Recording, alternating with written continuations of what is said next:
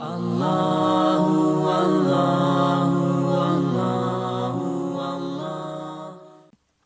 سورہ زخرف کی آیت نمبر 16، سورہ زخرف کا دوسرا رکوع اور 25ویں پارے کا 8واں رکوع۔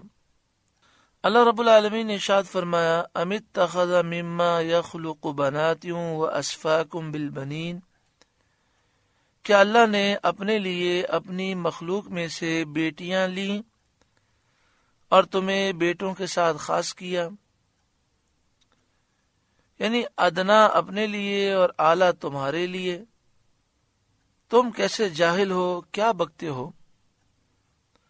وَإِذَا بُشِّرَ أَحَدُهُمْ بِمَا ضَرَبَ لِلرَّحْمَنِ مَثَلًا، اور جب ان میں کسی کو خوشخبری دی جائے اس چیز کی جس کا وصف رحمان کے لیے بتا چکا ہے، یعنی وہ کافر جو فرشتوں کو اللہ کی بیٹیاں کہتے ہیں، ان کافروں میں سے کسی کافر کو اس بیٹی کی خوشخبری دی جائے جو بیٹی کا عقیدہ وہ اللہ کے لیے رکھتا ہے، یعنی اسے یہ بتایا جائے کہ تیرے گھر میں بیٹی پیدا ہوئی ہے، کیونکہ اس کا عقیدہ یہ ہے کہ اللہ تعالیٰ بیٹی والا ہے، تو بیٹی کا وصف وہ اللہ کے لیے قرار دیتا ہے۔ یہ وصف اس کو بیان کیا جائے کہ تیرے گھر بیٹی ہوئی ہے۔ ظل وجہہ مسودا وہو کظیم، تو دن بھر اس کا منہ کالا رہے اور غم کھایا کرے، یعنی پورا دن اس کا منہ کالا ہو جاتا ہے افسوس کی وجہ سے اور غمگین ہو جاتا ہے اور اندر اندر غم کھا رہا ہوتا ہے، اتنی بیٹی سے اسے نفرت ہے۔ بیٹی کا ہونا اس قدر وہ ناگوار سمجھتا ہے، اتنی نفرت ہے بیٹی سے، اور معاذ اللہ اللہ تعالیٰ کے لیے وہ یہ کہتا ہے کہ اللہ کی بیٹیاں ہیں۔ تعالی اللہ عن ذالک، تو جس چیز کو یہ کافر حقیر سمجھتا ہے، جس چیز سے اسے نفرت ہے، اس چیز کی نسبت وہ اللہ تعالیٰ کی طرف کرتا ہے۔ اوَمَن یُنَشَّأُ فِی الْحِلْیَةِ، اور کیا وہ جو زیور میں پروان چڑھے، یعنی اللہ تعالیٰ کے لیے وہ یہ کہتے ہیں کہ اللہ کی بیٹی ہے۔ بیٹی تو زیورات پہنتی ہے اور زیورات میں وہ پرورش پاتی ہے، اور زیوروں کی زیب و زینت میں ناز اور نزاکت کے ساتھ پرورش پاتی ہے۔ تو یہاں زیور کی جو ذکر ہے، اس سے مراد یہ ہے کہ لڑکی کو اللہ تعالیٰ نے زیور پہننے کی اجازت دی ہے، اور عورتیں جب زیور پہنتی ہیں تو یہ اس بات کی دلیل ہے کہ وہ کمزور ہیں، کیونکہ مرد کا کام باہر کا ہے، مرد جہاد کرتا ہے، مرد کو مضبوط اللہ نے بنایا، تو مردوں کو زیورات سے اجتناب کرنا ضروری ہے۔ اب آگے آیت میں لڑکی کی ایک اور کمزوری کا اظہار فرمایا جاتا ہے، وَهُوَ فِي الْخِصَامِ غَيْرُ مُبِينٍ، اور بحث میں صاف بات وہ نہ کرے، یعنی اکثر خواتین وہ جب بحث کرتی ہیں تو صاف طور پر اپنی دلیل نہیں دے پاتی، کیونکہ ان کا حال کمزور ہے اور عقل میں کمی ہے۔ جس طرح بچوں میں عقل بالغ کے مقابلے میں کچھ کم ہوتی ہے، تو اسی طرح اللہ تعالیٰ نے عورتوں کو اس طرح پیدا فرمایا کہ ان میں عقل کی کمی ہوتی ہے۔ یہ جو بات کہی جا رہی ہے کہ عقل کی کمی ہوتی ہے، اس میں عورتوں کی کوئی توہین نہیں ہے، بلکہ ایک حقیقت بتائی گئی۔ جیسے ہم کہتے ہیں کہ خواتین کمزور ہوتی ہیں تو لہٰذا ان پر جہاد فرض نہیں ہے، تو یہ کمزور کہہ کر ان کی توہین کرنا نہیں مقصود، بلکہ مقصود یہ ہے کہ حقیقت بتائی جائے کہ اگر ان پر جہاد فرض کیا جائے گا تو وہ کمزور ہوتی ہیں۔ اسی طرح جب ہم یہ کہتے ہیں کہ بچے جو ہیں ان کی عقل کم ہوتی ہے، تو ہمیں یہ حکم دیا جاتا ہے کہ بچوں کی باتوں پر ناراضگی کا اظہار نہ کریں، برداشت کریں۔ اسی طرح خواتین کی جب عقل کم ہے تو مردوں کو چاہیے کہ وہ ذرا سی بات پہ ناراض نہ ہوں، جس طرح وہ اپنے بچوں سے الفت کرتے ہیں اور ان کی غلطیوں کو معاف کرتے ہیں، درگزر کرتے ہیں، تو انہیں خواتین کے معاملے میں بھی درگزر سے کام لینا چاہیے۔ تو یہاں فرمایا کہ وَهُوَ فِي الْخِصَامِ غَيْرُ مُبِينٍ، اور بحث میں صاف بات وہ نہ کرے۔ حضرت قتادہ رضی اللہ تعالی عنہ نے فرمایا کہ عورت جب گفتگو کرتی ہے اور اپنی تائید میں کوئی دلیل پیش کرنا چاہتی ہے، اکثر ایسا ہوتا ہے کہ وہ اپنے خلاف دلیل پیش کر دیتی ہے۔ اکثر خواتین کے ساتھ یہ معاملہ ہے۔ بعض خواتین کی عقل عام مردوں سے زائد ہوتی ہے، اور بعض مرد اتنے بے عقل ہوتے ہیں کہ بچوں سے ہی بدتر ہوتے ہیں۔ یہاں تو قاعدہ کلیہ کی بات ہے۔ اب خاتون جنت فاطمہ الزہرا کی عقل قربان جائیے ان کی عقل پر، ام المومنین حضرت عائشہ صدیقہ رضی اللہ تعالی عنہ کی عقل مبارک، اس پر ہم قربان جائیں۔ اس دور کے سارے مردوں کی عقلیں مل جائیں تو ان کی عقل کے ایک ذرے کے برابر نہیں۔ یہاں جو بات کی جا رہی ہے وہ اکثر کی جا رہی ہے۔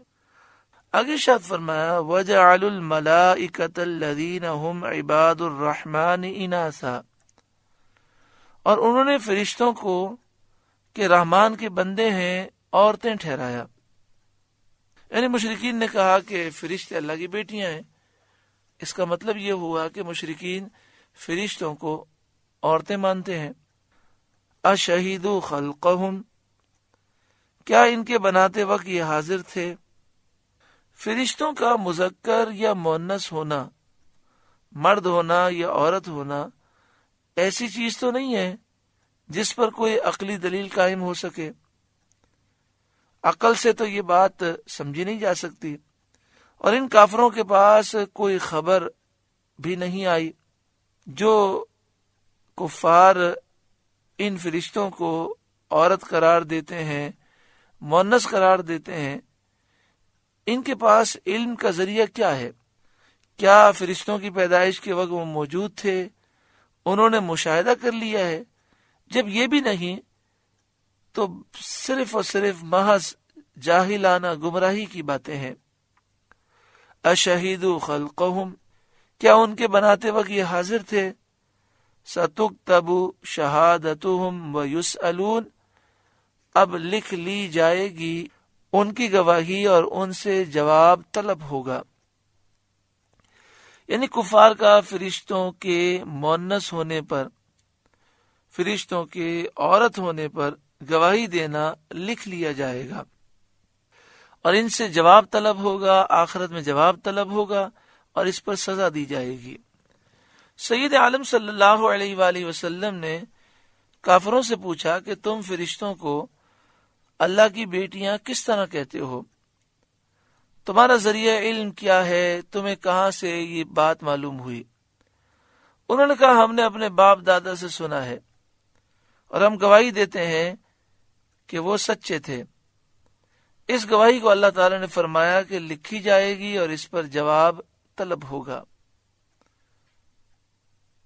وقالوا، اور وہ بولے، لو شاء الرحمن ما عبدناہم، اگر رحمان چاہتا ہم انہیں نہ پوجتے۔ یعنی اگر اللہ چاہتا تو ہم فرشتوں کو اللہ کی بیٹیاں سمجھ کر فرشتوں کی پوجا نہ کرتے۔ مطلب یہ تھا کہ اگر فرشتوں کی پوجا کرنے سے اللہ تعالی راضی نہ ہوتا تو ہم پر عذاب نازل کرتا۔ جب عذاب نہ آیا تو ہم سمجھتے ہیں کہ اللہ یہی چاہتا ہے۔ یہ انہوں نے ایسی باطل بات کہی جس سے لازم آئے کہ پوری دنیا میں جتنے جرائم ہوتے ہیں سب سے اللہ راضی ہے۔ کیونکہ جرم انسان کرتا ہے فوراً عذاب نازل نہیں ہوتا، تو یہ کوئی اس بات کی دلیل تو نہیں کہ اللہ تعالیٰ راضی ہے۔ اللہ تعالیٰ ان کی تکذیب فرماتا ہے، ان کے اس قول کو جھٹلایا جاتا ہے۔ ما لہم بذالک من علم، انہیں اس کی حقیقت کچھ معلوم نہیں، وہ رضائے الہی کے جاننے والے ہی نہیں، انہیں معلوم ہی نہیں کہ اللہ تعالیٰ کی رضا کیا ہوتی ہے، کون سے ایسے دلائل ہیں جس سے پتہ چلے کہ اللہ اس کام سے راضی ہے۔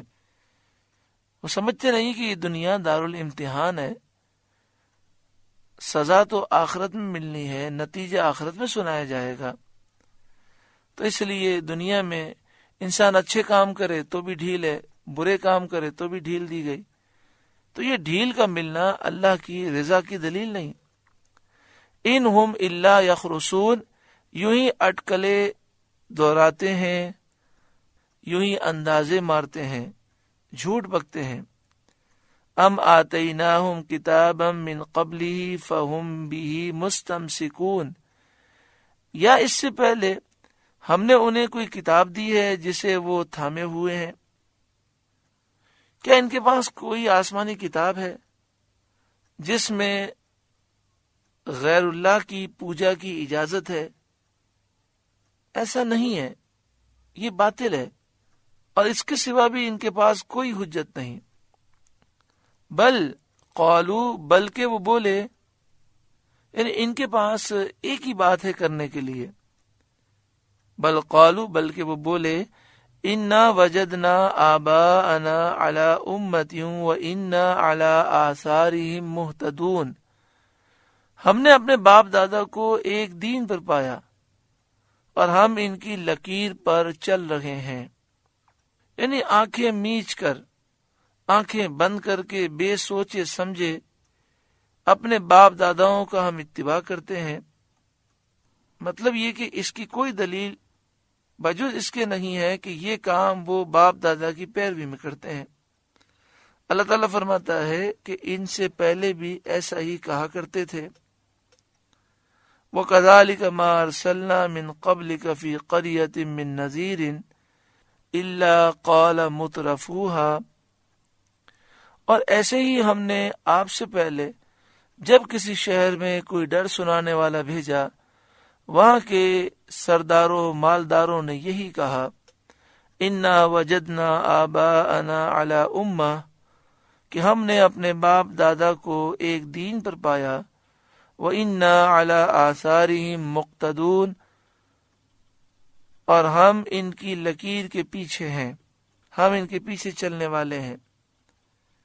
اس سے معلوم ہوا کہ باپ دادا کی اندھے بن کر پیروی کرنا کافروں کا پرانا مرض ہے، پرانی بیماری ہے، اور انہیں اتنی تمیز نہیں کہ کسی کی پیروی کرنے کے لیے یہ دیکھ لینا ضروری ہے کہ وہ سیدھی راہ پر ہو۔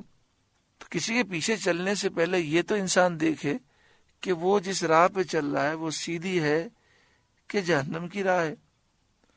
قال، نبی نے فرمایا، اولو جئتکم بأہدی مما وجدتم علیہ آباءکم، اور کیا جب بھی کہ میں تمہارے پاس وہ لاؤں جو سیدھی راہ ہو اس سے جس پر تمہارے باپ دادا تھے۔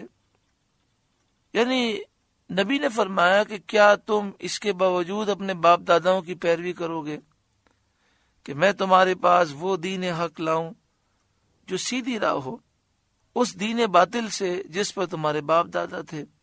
قالو، وہ بولے، انا بما ارسلتم بہ کافرون، جو کچھ تم لے کر بھیجے گئے ہم اسے نہیں مانتے۔ یعنی کافروں نے کہا اگرچہ تمہارا دین حق ہو، درست ہو، ثواب ہو، مگر ہم اپنے باپ دادا کے دین چھوڑنے والے نہیں، چاہے وہ کیسا ہی ہو۔ فانتقمنا منہم، تو ہم نے ان سے بدلہ لیا، یعنی رسولوں کے نہ ماننے والوں سے بدلہ لیا، رسولوں کو جھٹلانے والوں سے بدلہ لیا۔ فانظر کیف کان عاقبۃ المکذبین، تو دیکھو جھٹلانے والوں کا کیسا انجام ہوا۔ اس سے معلوم ہوا کہ اگر باپ دادا کافر ہیں، مشرک ہیں، یہودی عیسائی ہندو ہیں، بد عقیدہ بد مذہب ہیں، گمراہ ہیں، تو ہرگز ان کی پیروی نہ کی جائے۔ ہاں اگر باپ دادا نیک صالح ہیں، مومن ہیں، تو انہی کے نقش قدم پر چلنا چاہیے۔ اللہ تعالی ہمیں ہدایت پر ثابت قدمی نصیب فرمائے۔ اللہم ارنا الحق حقا، اے اللہ ہمیں حق حق دکھا، وارزقنا اتباع، اور ہمیں اتباع کی توفیق دے۔ یعنی اے اللہ حق کو ہم حق سمجھیں اور اس کی پیروی کریں۔ وَأَرِنَا الْبَاطِلَ بَاطِلًا وَارْزُقْنَا اجْتِنَابًا، اے اللہ ہمیں ایسی توفیق دے کہ باطل کو ہم باطل سمجھیں اور اس سے دور رہیں۔ اللہم ارنا حقائق الاشیاء کما ہی، اے اللہ چیزوں کی حقیقتیں ہمیں دکھا۔ آمین بجاہ سید المرسلین صلی اللہ علیہ وآلہ وسلم۔ سورہ زخرف کا دوسرا رکوع مکمل ہوا۔ اللہ تعالیٰ اس رکوع کے نور سے ہمارے قلوب کو روشن منور فرمائے۔ اللہ اللہ اللہ